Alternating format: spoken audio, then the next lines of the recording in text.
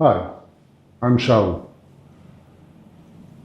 Last week, a viewer of this channel pointed out that we should look at video games to explore the exact effects of different optical flaws on the perception of images made by CGI or computer-generated imagery. Video games are a parallel universe to mine. The last time I played or was engaged in a video game on my computer was in 1996 when I just got my first PC computer and was enjoying the last version at the time of Doom 3. Well, I'll put it aside. The thing is that imagery made on computers or by CGI technology start from a clean slate. So they are devoid of any physical or optical limitations created by light or by optics or by the medium, the recording medium. In photography, we always try to eliminate those flaws or characteristics of the physical media we use to make images. In CGI, the purpose of the artist is different. They try to make the imagery or the footage look like it was made with a camera.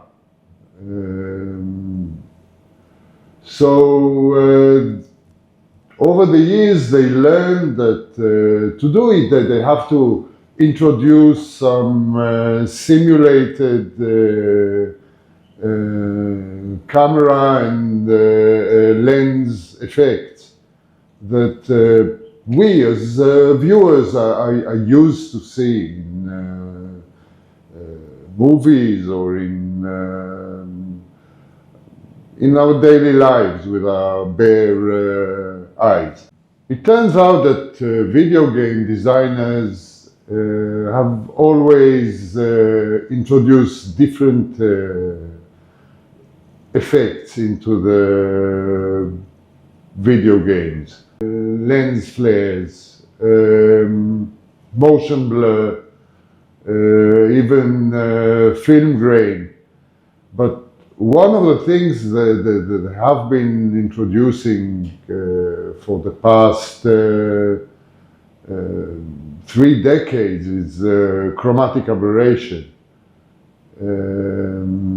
Now, I read some material over the weekend of why exactly they chose chromatic aberrations as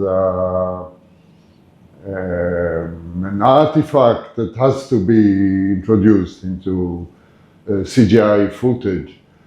And I did not find any specific explanation. It's all part of making the footage more organic, more true to life. The creators explain that chromatic aberration is only one part of those artifacts typical of film footage or camera footage. Luckily, one of the features of video games is you can turn on and off each of those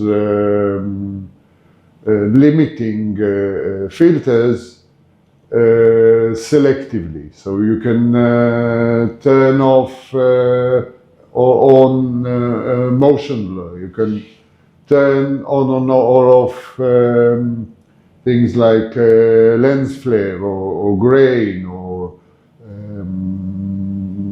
camera shake.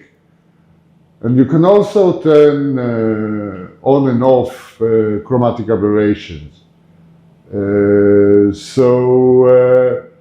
I looked at YouTube and tried to find a demonstration of what a video game would look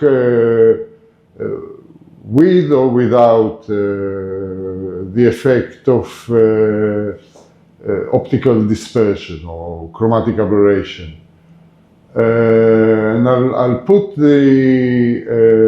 this video in the link below, just so you can have a look yourself. To me, it's very apparent that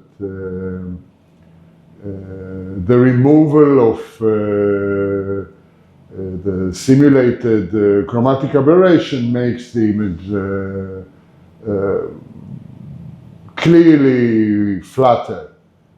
You can really see how the addition of chromatic aberration makes the scene or the setting of really pop. Really, you can really sense the depth of the scene, as if you were inside it, as if you were viewing it with your own eyes. You see, camera and lens makers try to eliminate all those optical and physical artifacts from the images. They try to make the images clean, as native as possible. But video game designers have a rather opposite purpose in mind. They try to make this CGI footage true to life. So their only reference is taken from the movies, where the image is created with a camera and with optics.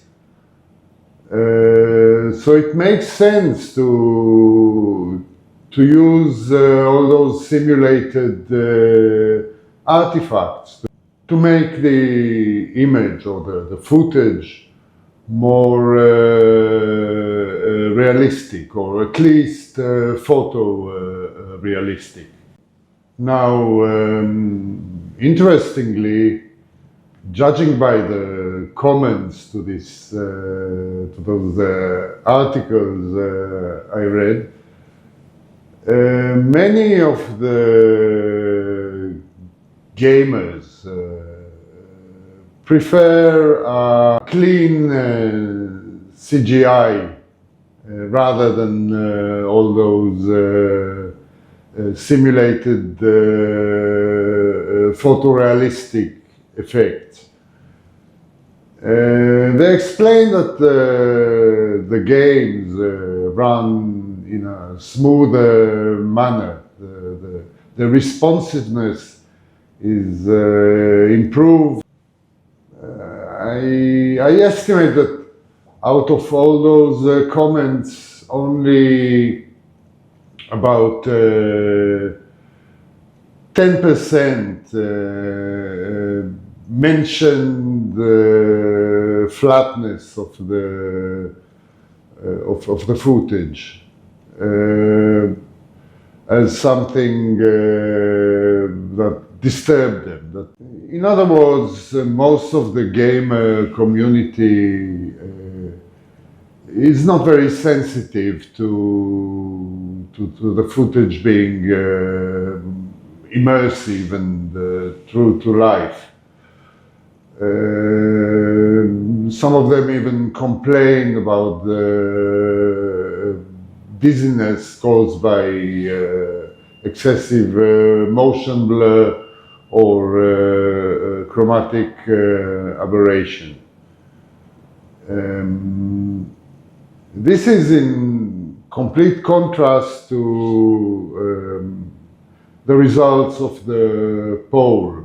I put up a few videos ago, where in this image, which is one of the strongest examples of 3D pop in my portfolio,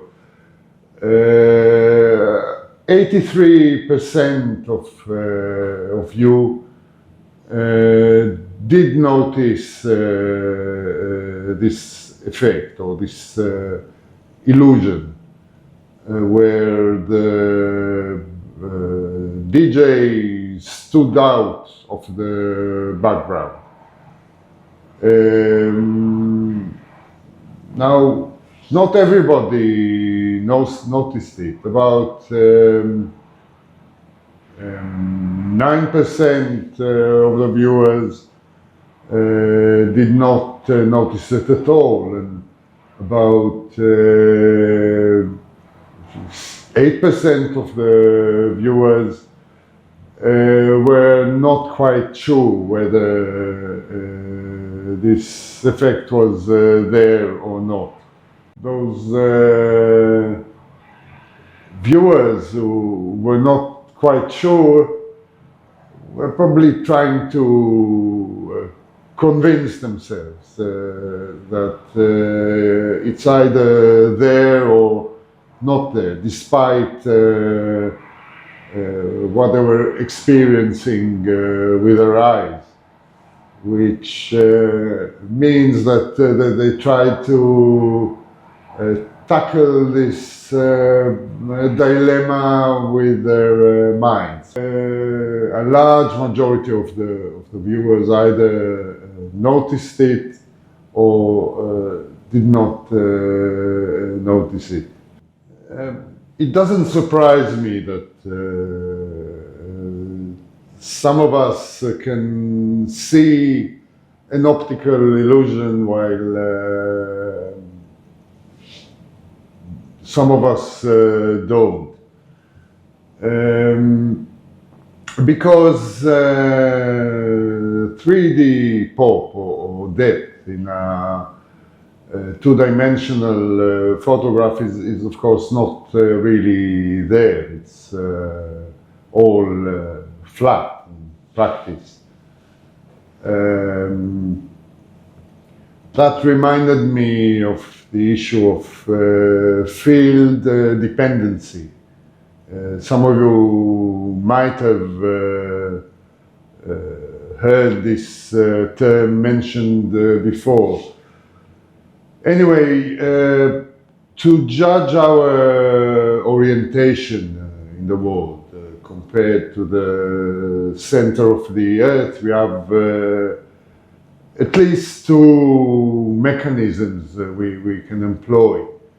One of them is the equilibrium sensors located in our inner ear.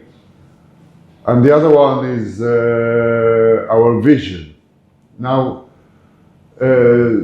some of us depend more on vision. We do not entirely trust our internal sensor, and we need to use our eyes to correctly judge our orientation. it turns out that about 50% of the population, independent of culture really, are field dependent, which means that they use their vision for cues of their orientation in the world, while the other half of us do not require vision to obtain a good sense of orientation. You can easily test yourselves to see whether you are field dependent or independent by taking the following simple test.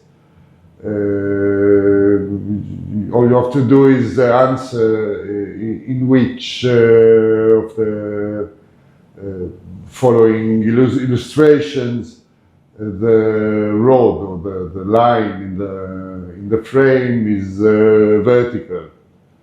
The answer will differ according to your field dependency.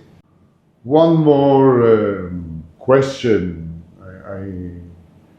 I thought about regarding dispersion or splitting of the light into its individual components by the glass in a lens is whether the wavelengths themselves have this effect on the perception of depth, or is it really only the micro gradation? So I try to desaturate the image that we've seen before and judge whether the 3D pop effect disappears when we look at the monochromatic version of this photo. And I can certainly still see that illusion even in black and white. So my conclusion is that